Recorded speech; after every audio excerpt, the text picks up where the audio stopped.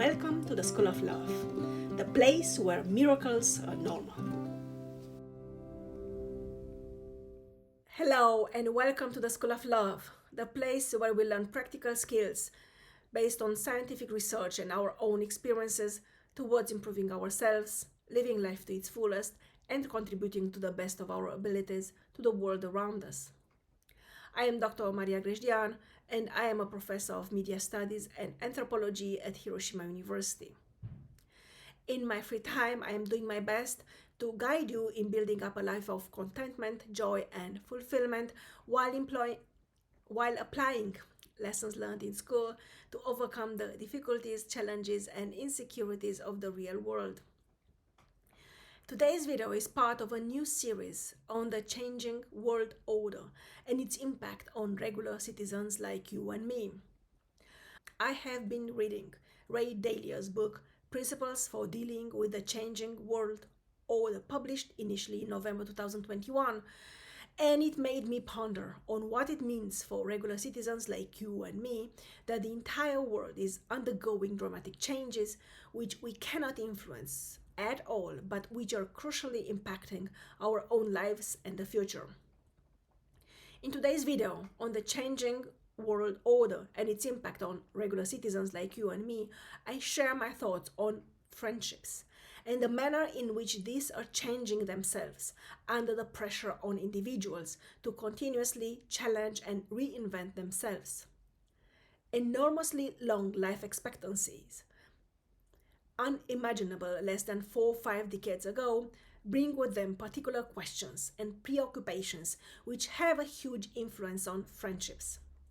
So what precisely is happening and what can we, as individuals and as a collective, do about it? This video explores this question on a personal level. And now, first things first, that is, to important disclaimers. The first disclaimer serves to strongly emphasize the fact that this YouTube channel, The School of Love, is not part of my educational and research activities at Hiroshima University.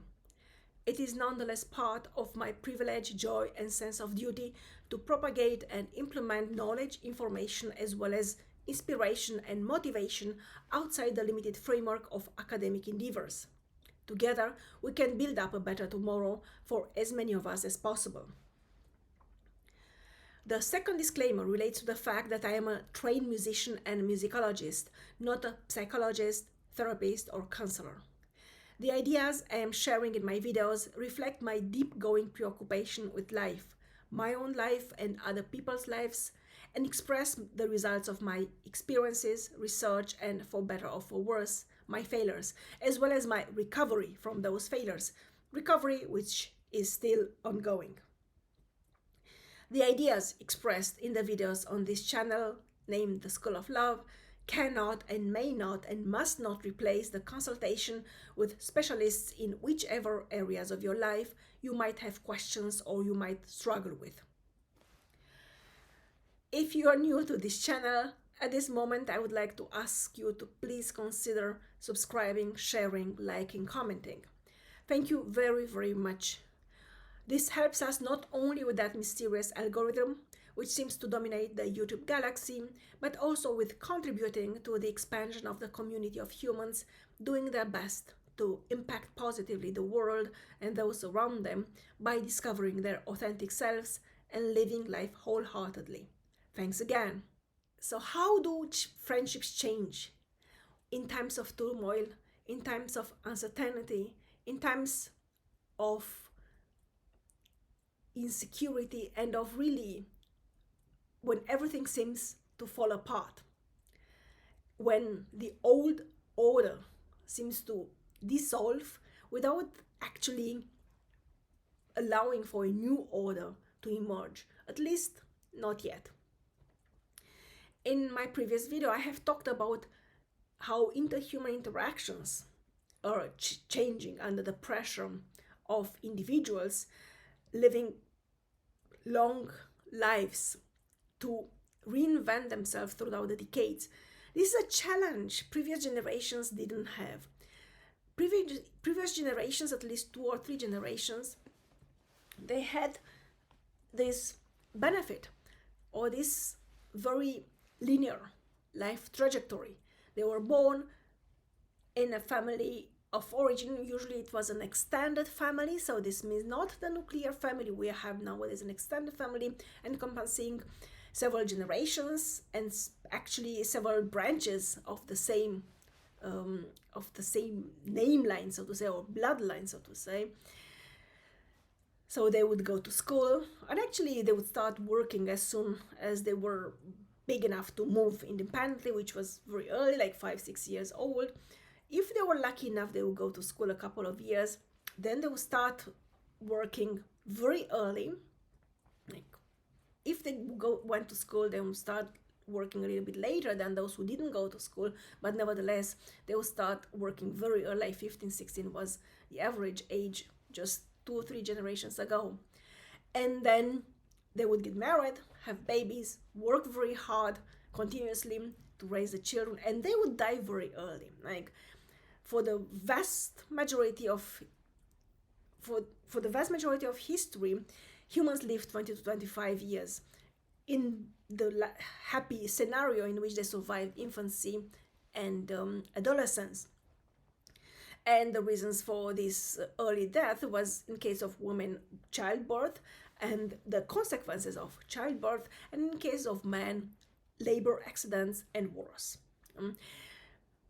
And they never actually matured enough to start asking themselves the question, what am I doing with my life? Why am I alive altogether?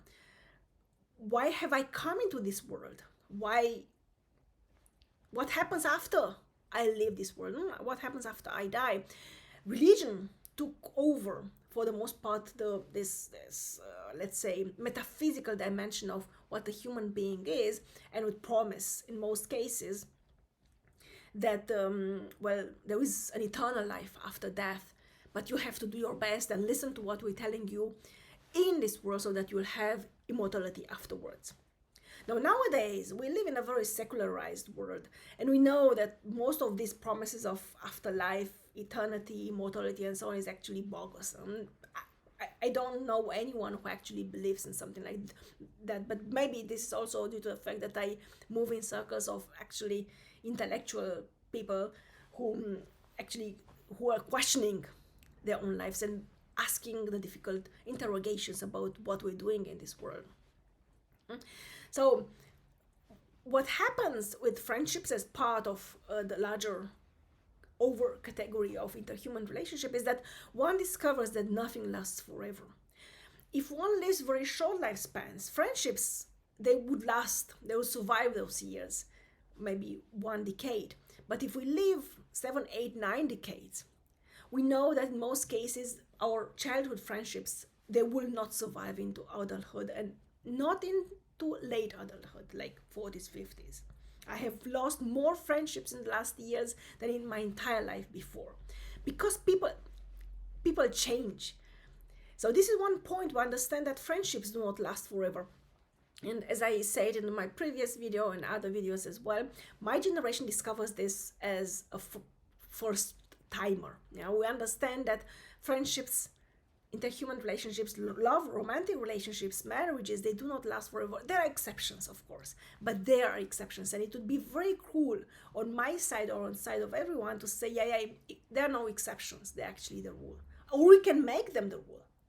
There are so many coaches, life coaches and therapists and so on, who say everything is possible. No, let's not make the same mistake as with family and eternal marriages till death will bring us apart.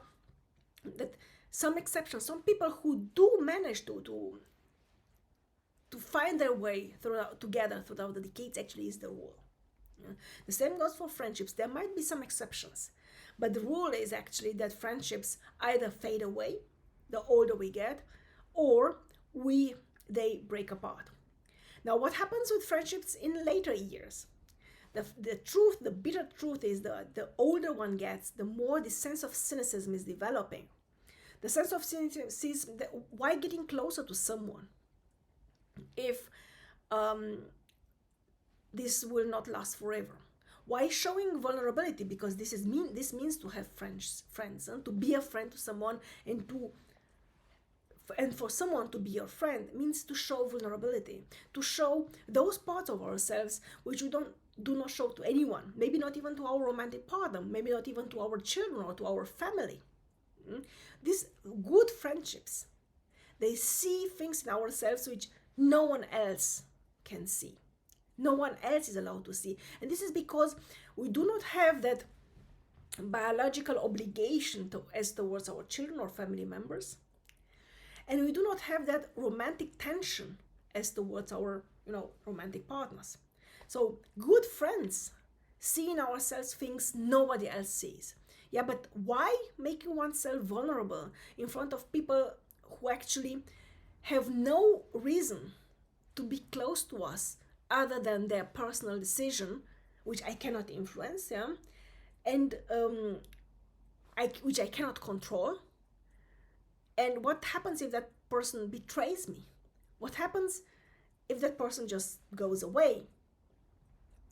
This sense of cynicism accelerates and deepens as we grow older, and we tend to prefer our own company instead of building up.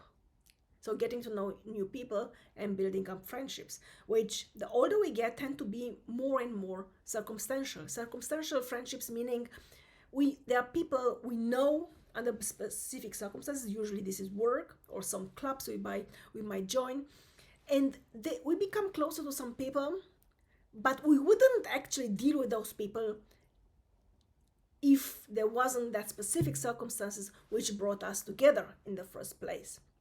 And such circumstantial friendships tend to fade away or to break apart as soon as the circumstances are changing, as soon as one changes the workplace or leaves the club or simply decides just to socialize with someone else within the same or under the same circumstances. So friendships, like the bigger category of interhuman relationships, tend to where either what will happen with them is to break apart or to fade away. The organic emergence of the awareness that this will happen and nothing lasts forever leads to a sense of cynicism, which then hinders the construction of new friendships in later years. I do not have a solution right now other than seeing it for what it is and observing how the situation develops later on. So thank you for joining me. Thank you for listening to me. This is not about solutions. This is actually about presenting the problems and then